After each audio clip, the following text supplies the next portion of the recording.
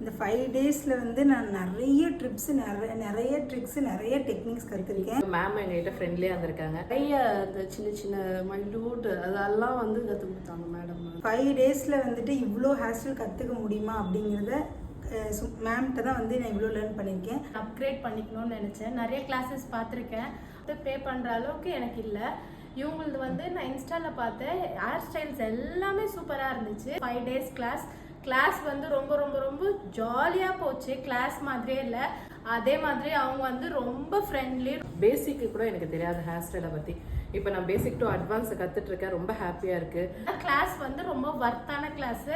5 days கிளாஸில் இந்த hair style நாங்களே பண்ணியிருக்கோம்னா அப்போ நீங்களே பார்த்துக்கோங்க. பட் ஆனால் இந்த ப்ரைஸ் ரேட்டு பார்த்தீங்கன்னா கம்மி தான். எங்களுக்கு 5 டேஸ் ஹேண்ட்ஸ் அண்ட் ப்ராக்டிஸோட எங்களுக்கு கொடுத்துருக்காங்க. ரொம்ப வர்த்தபிள் கிளாஸஸ், நீங்கள் யூஸ் பண்ணிக்கோங்க, யாரும் மிஸ் பண்ணாதீங்க. தேங்க்யூ.